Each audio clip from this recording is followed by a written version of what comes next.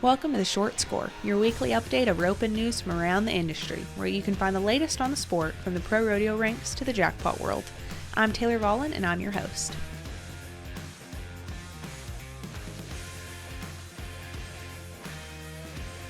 Hey everyone, it's Taylor Vollen. Welcome back to The Short Score. Spring is here, and we just wrapped up the biggest rodeo of the year with Rodeo Houston.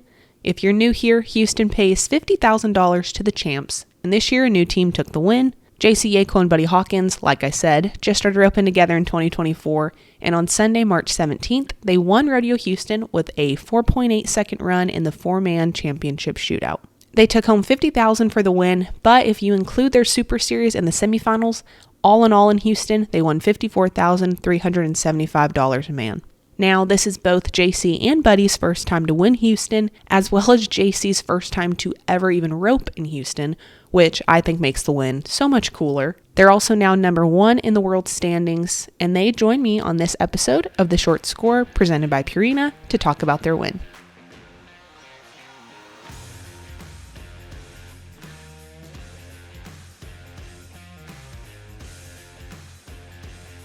Arguably the biggest one of your career so far. How are you feeling today?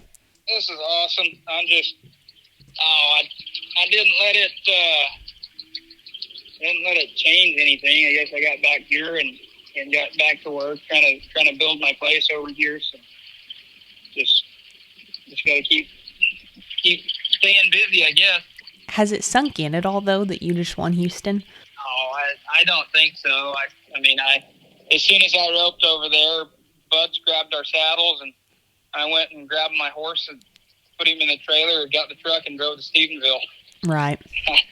I didn't really do anything different rather than it just being another rodeo. That's so interesting. I mean, with so much money on the line, it's crazy to think that it is just another day at the end of it. Yes. Yeah. Well, that's when you think about it. When you're building a place, it seems like that's not a very large amount of money. That's true, yeah. Is it kind of nice to get to start the year off with this, though? Is it kind of a cushion, or? Oh, I think so.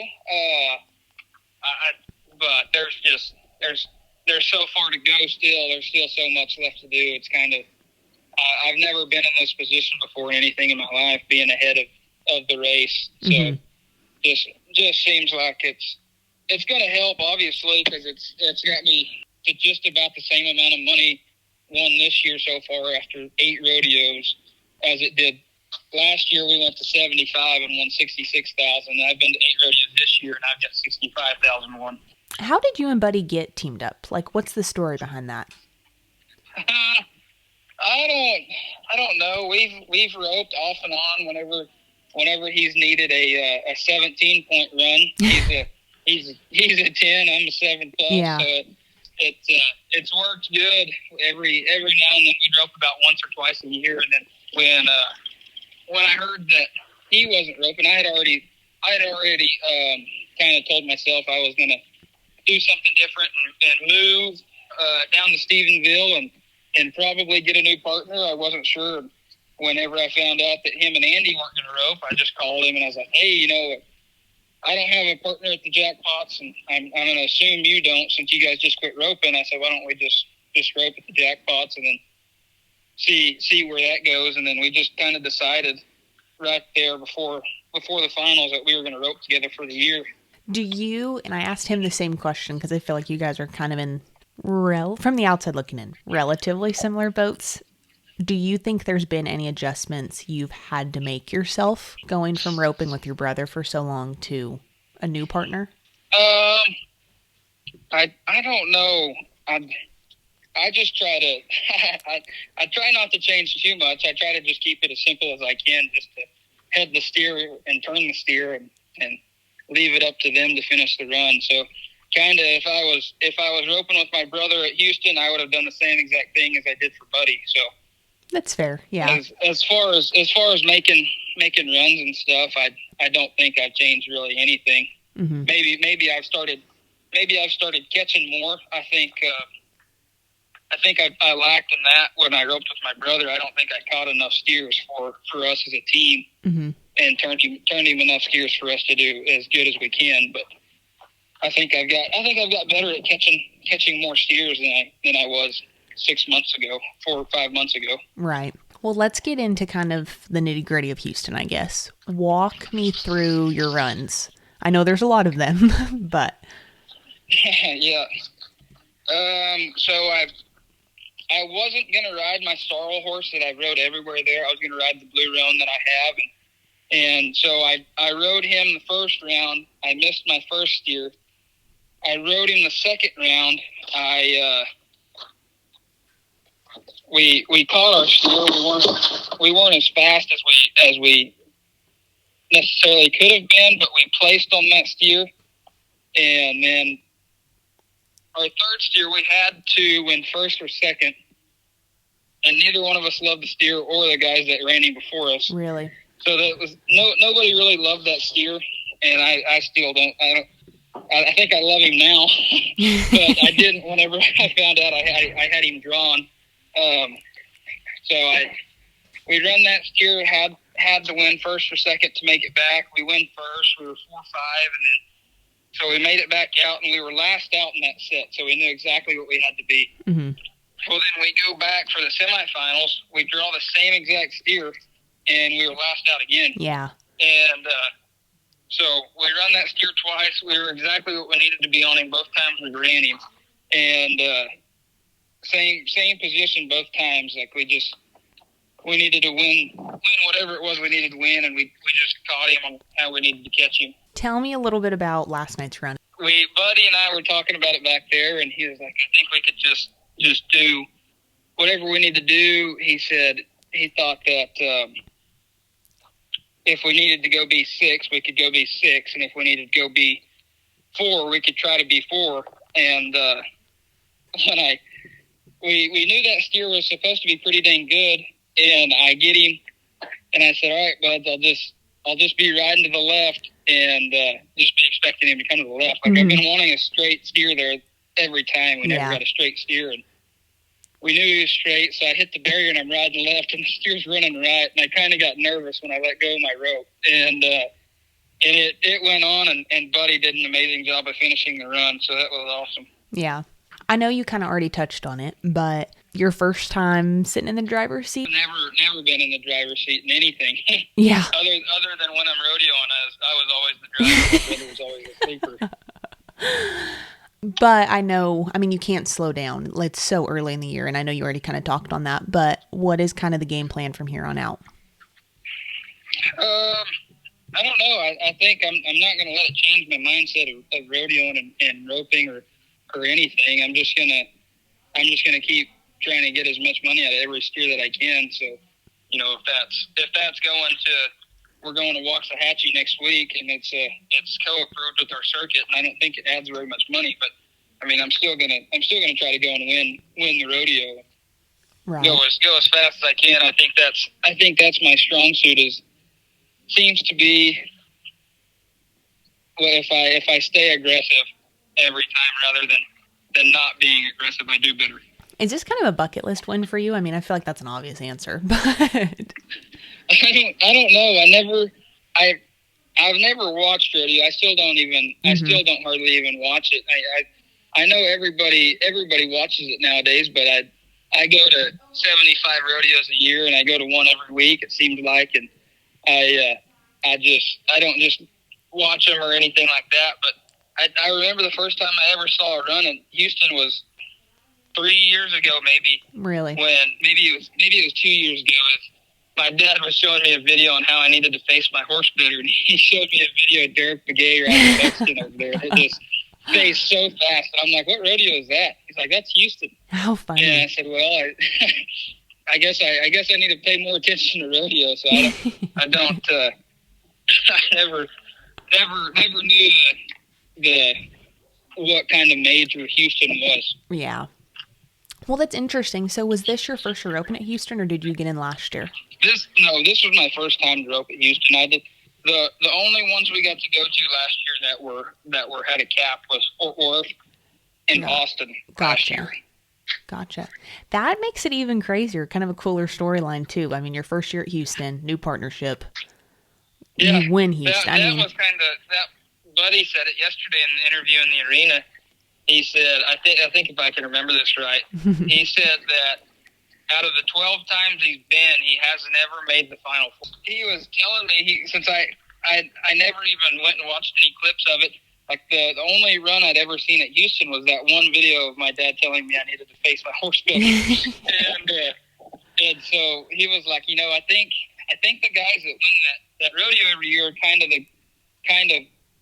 or the more jackpot style, kind of go catch the cow, have a lot of control and stuff. And I'm like, okay, so he said you might want to talk to somebody if you've never been there before or watched it. And I was like, okay, yeah, I will. And I never talked to anybody about that rodeo. I guess I just winged it, yeah. This episode is presented by Purina. The PhD equine nutritionists at Purina Animal Nutrition tackle problems using science, and their love of horses keeps them at it until they get it right. Even with the most established feeds, they keep innovating. Even when it takes years of research, they don't stop until it's right. They are dedicated to the scientific method, but it can't capture the feeling of seeing a horse reach their full potential. It takes science and love to help your horses live their best life. Put their research to the test at horseinnovation.com. We will start with the obvious. How are you feeling after this one? Good. I think it sounds a little weird maybe to some people. I think most rodeo people have the expectation of winning first every time they go. So it's a fulfillment of expectation. That being said, you also get used to losing when there's only, people say things like there's only 40 guys at Houston, or there's only 10 guys yesterday, or there's only 4 guys in the Final Four. But you always have to come back to the fact that they took the 40 greatest guys in the toughest era of team roping. For sure.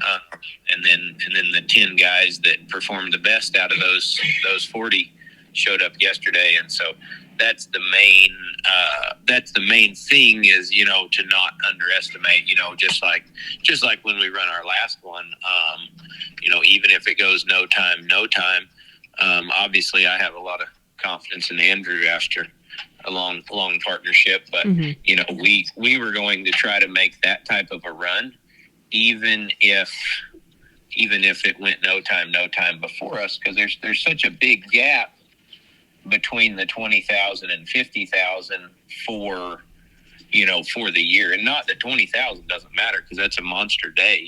That's what at Fort Worth pays. But the 50,000, that's two good Fort Worths, or two good San Antonios, or honestly, it's two good go rounds of the National Finals Rodeo. So you need to try for that when the opportunity presents itself. And you hate to miss the cow, but we just have, we know these other guys are really good also. So we have to go ahead and, push the envelope a little bit, so to speak.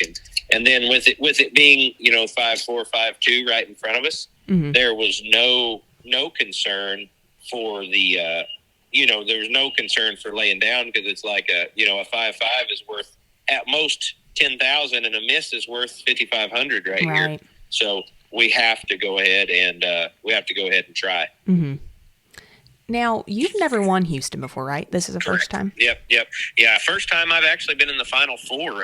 Really? We've been fairly successful over there. Andrew and I have done pretty good in the series, won our series, et cetera. But, yeah, it's been a little bit of an elusive rodeo. I haven't, I think more often, it's been more often me coming up short than my partners. I've had a lot of good partners there. But, yeah, I just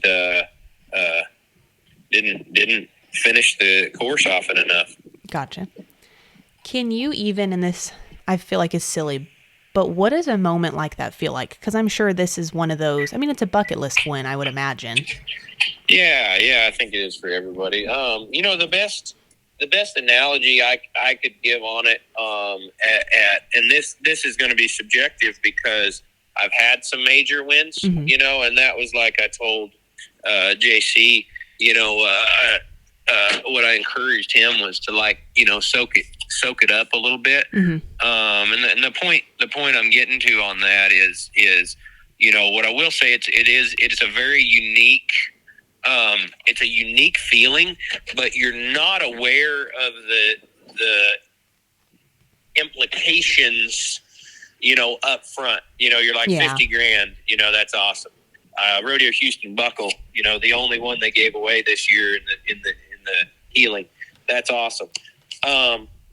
Make the NFR, Sure. generally speaking, when a young man like JC has that level of success at this part of the season, we're just expecting him to be at the Thomas and Mack this fall. Mm-hmm. He didn't get into San Antonio or Houston last year, and he won 70,000 with his brother. He's got better horses now. We've been working on a run. He's having a good winter before, an okay winter. He's winning 20,000 or 15 or 20,000 before Houston. Mm-hmm. So you're feeling like, you add 50,000 to it. So that being said, what I'm getting to, I'm taking the long route, but for me, I've realized that, you can have spells where you actually rope really well and you go a long time between these wins, Right. between major wins. Mm-hmm. And then you can have a spell, for Andrew and I, we went, in about a 6-month period, we went NFR, American, Lone Star, BFI, we just stacked everything but Houston up in 6 months, basically, one time. But also, then there's been, a pretty big spell from, like BFI and of 22 until now that I didn't really have what you would say a bucket list win. Gotcha. So that being said, we made good money, had some successes, but the spot for us on the day, or I guess the spot for me, and I know I'm getting lengthy there, is I'm really learning, there's roughly 80,000 people there to enjoy the day. Mm-hmm. And I'm really learning to be one of those people too, and enjoy the day. And I think that's something that we get away from sometimes in business. It is our business, and it is necessary that we perform at a certain level if we want to continue doing what we're doing. Mm-hmm.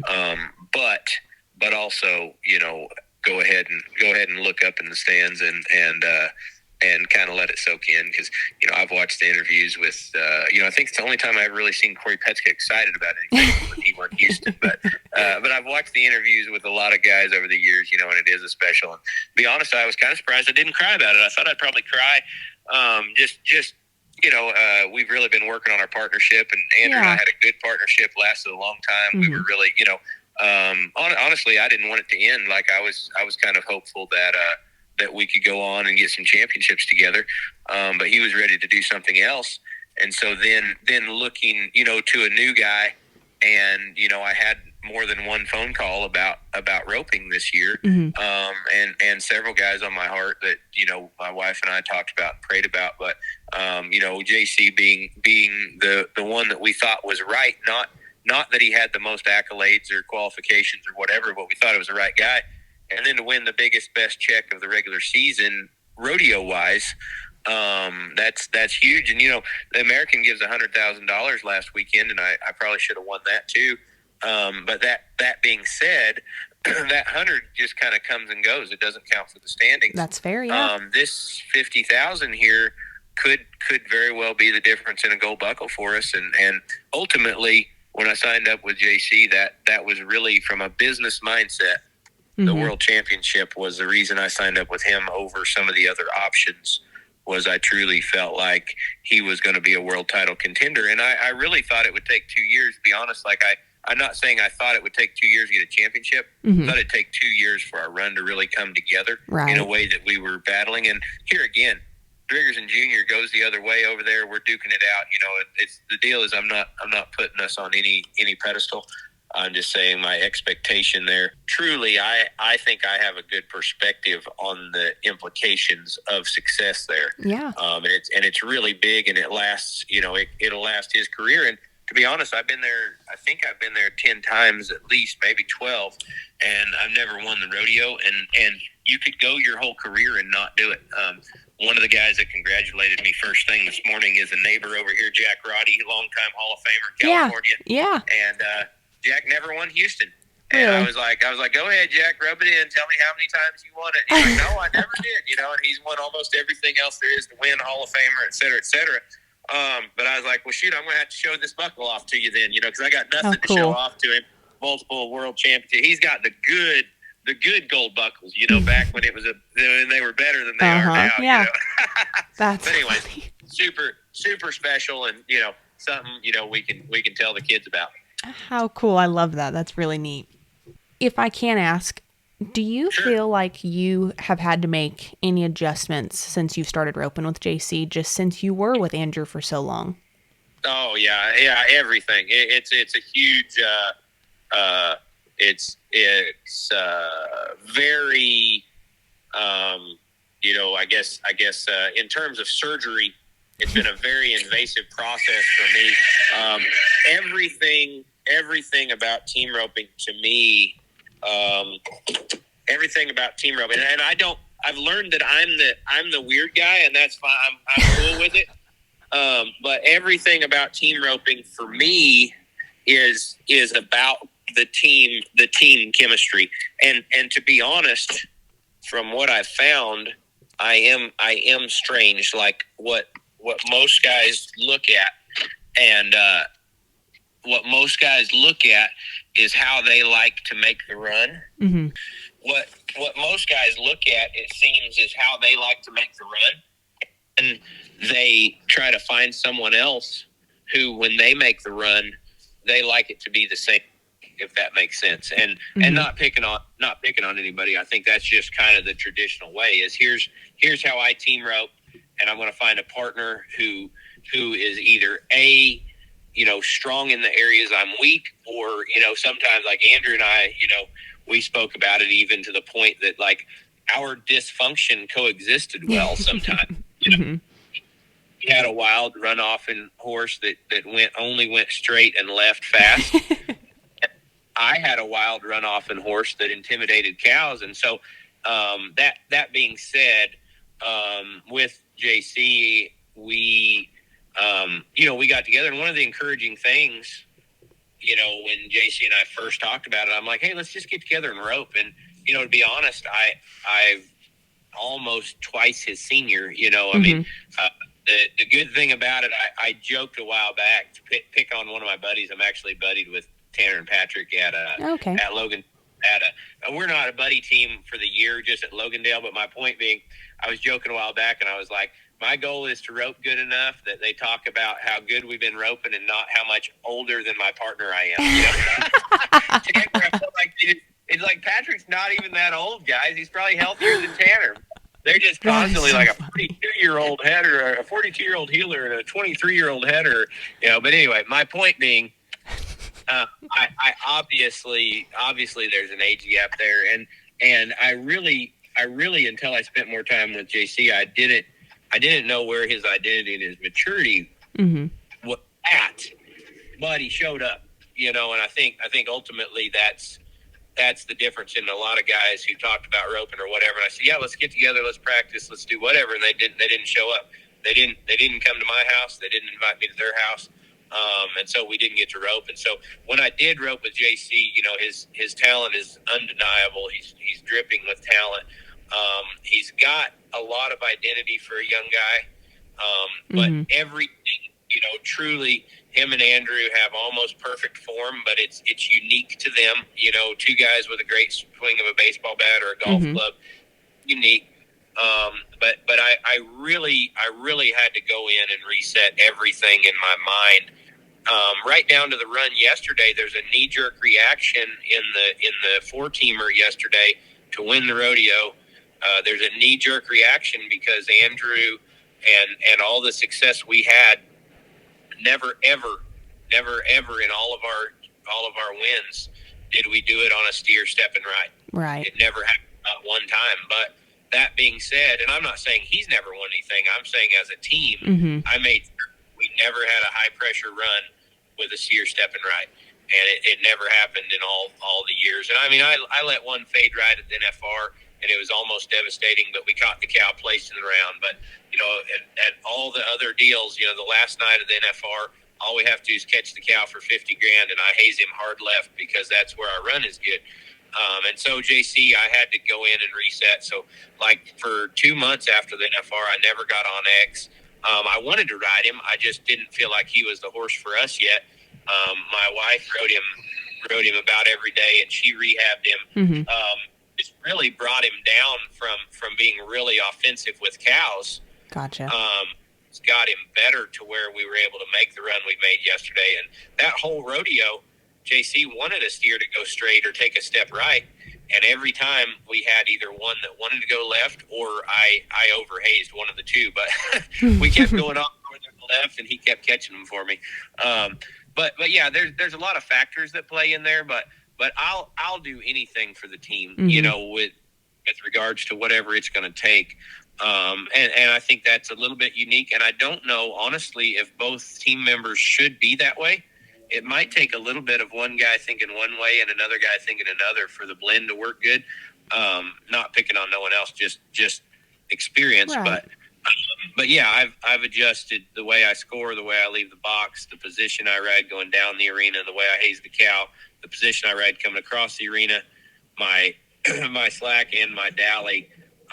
There's been several factors.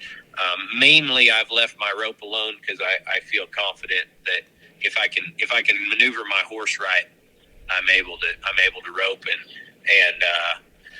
and then for it to come together, we only get about 5 rodeos. I think it'd be so much better as a sport if we changed partners in the spring when we're getting ready to go to a lot of rodeos, but it's just very hard to start off in the winter and you only get to go to a rodeo every 2 weeks. Yeah. Trying to chemistry as a team. And so I understand how hard that is, and I'm super grateful that it came together for us yesterday. Kind of changing gears a little bit, but you brought him up. How did X feel? Really, really good. That horse is kind of like putting on an old pair of blue jeans. Yeah. I know everything about the animal. I can't think of the last time he surprised me. It's probably been a long time. I'm very pleased that after 4 years of doing what Andrew and I did, I'm very pleased that he's been capable of adjusting the run, and it's not a black and white adjustment. It's just a slight change. But for a long time, it was the same exact run that we were aiming for time after time after time. And so to be able to do it, that way. And there's a lot of major events I didn't even ride that horse at because say they set a heel barrier up at a major roping. A lot of times I don't ride him because I wanted to have him ready to heel for biscuit at specific locations. And so, he's probably one of the high money horses of all time. Yeah. And he still skipped a lot of high payouts that he was very capable of getting just to protect, the run. And so it's like even the BFI, he hasn't been there for a couple of years now. And I've done well on my other horses, but it's like I very well may ride him next week because with JC, it's just a different type of run, and I think I can actually ride him there again if I want to. But that being said, yeah, he's a special animal. I don't know if he's a great horse, but his accolades certainly say that he is. I've given him a lot of opportunity to win on a lot of major stages, and he's done really well. I can't honestly think of where he hasn't done good. I messed up at the American the other day. Maybe he could have been a little bit better, but I also is a very difficult arena for Andrew and I. The way they changed the arena, it was almost worst case scenario for us. Very short barrier, weak cows, and a really tough arena. That being said, I just don't think that horse costs me. When I ride right, he works right, and that's pretty consistent.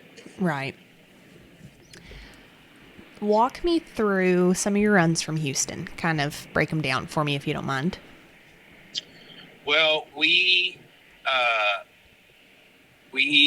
go over there, and I could even backtrack a tick if you want the expanded version. But, that's totally fine. Houston is more of a outdoor rodeo than any other indoor rodeo all year. Yeah, it's just such a large arena. So that being said, JC's done a really good job of either listening to me and not making me feel unheard, or actually listening to me and doing what I'm telling him. I don't know if he's doing it or not, but he's doing a heck of a good job. That being said, when we started talking about Houston, I saw how that would be a little bit of a different feel from the runs we got ready for at Odessa and San Antonio and Fort Worth. So with regards to Houston, I had kind of encouraged him of an outdoor style horse and more of an outdoor style roping. And then as we got closer to the rodeo, I was like, man, I think you need to ride your rodeo horses. Particularly the sorrel is my favorite, but I was, his blue's really good too. But I'm like, I think you need to ride your rodeo horses and rope like you rope, because the barrier is really not as long as a lot of people, think it is. It is a long neck rope, but the boxes are longer as well. So you don't actually score that long. And these guys these days are so good at reaching that it's really not that hard for them to throw, their whole rope just like he did in the short round. But that being said, round one, he decides to ride his blue horse. He gets beat off the blocks. It's late. Chase him a long ways. He throws a great loop and it spins off the right horn. No time. Pretty hard way to start the rodeo. I know hard for him. I'm aware of how this rodeo goes. Yeah. And if you can start off winning, that's amazing. More importantly, you need to finish winning. So we come back the next night. He does almost the same thing, but catches, and they beat us up pretty bad in the go round, and we end up winning like 500 or 750. But now we still need a go round win basically to progress. So we still haven't done it. They give us a runner the third night. He switches to the sorrel, kind of goes more, people would label it kamikaze, but when you rope as good as him and Dustin and Lightning and Drigger and Clay Smith and Andrew, there's a long line of guys now that can throw their whole rope, very consistently. Absolutely. Tanner Tomlinson. When you rope that good, it's not kamikaze, but it is aggressive. It's a long ball. But he does exactly what I knew he would do if he could get a good start, and he gets a good start. Whole rope, tight fits him, puts him on the end of it. I thought my horse was especially good that night because we were down to tenths of a second on how that could go, and I heeled him good. It was nothing, the heeling's not really that special when your partner and your horse do really good. I heeled him good, dallied good, and we win the day money. And I think second place we might have scraped through there, might not have, but by winning the round, it progressed us. Semifinals, we get to go last out in the semifinals, and that really fell in our direction for bumping our confidence up. In the semifinal round, you expect everybody to rope good all the time, and guys just struggled a little bit. And when we get down to the end, if we make a clean run, we make it back. And he did a great job. Was still around the barrier, but got out. We run the same steer that we were 4-5 on, so we know the steer runs. We know his pattern. He took no speed off of him. Put him on the end of it. Pulled him really hard, really fast, which does not bother me and mine. I get him healed, and we make it back. And then they give us the opportunity to be 10th out yesterday. And I think that's something, a lot of people probably underestimate a little bit, but it is so nice to get to go at the bottom. And that's a random draw. It didn't have anything to do with how much you win or how fast you were. But being 10th out, basically the scenario repeats itself. A little bit better cow, but when that cow though has a little bit more cow horn, lays its head back a little bit, and then wants to kind of goat hop, like pull his feet to his belly. And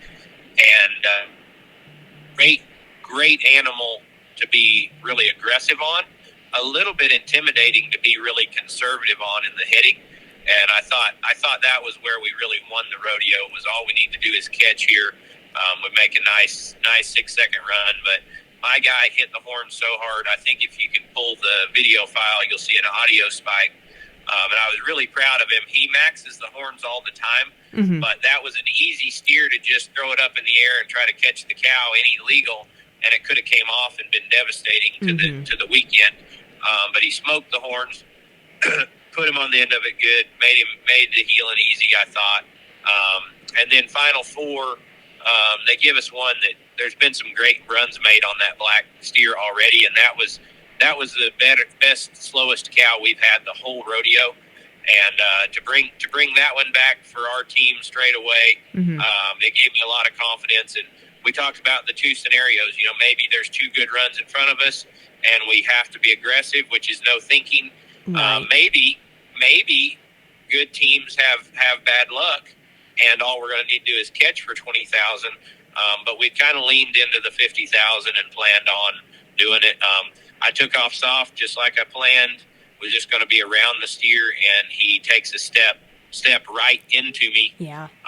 At which point I see a potential for it to go the wrong way, and I'll feel responsible. I also know that run develops really fast, and on a slow steer, if he's stepping left and being slow, sometimes it makes the run slow.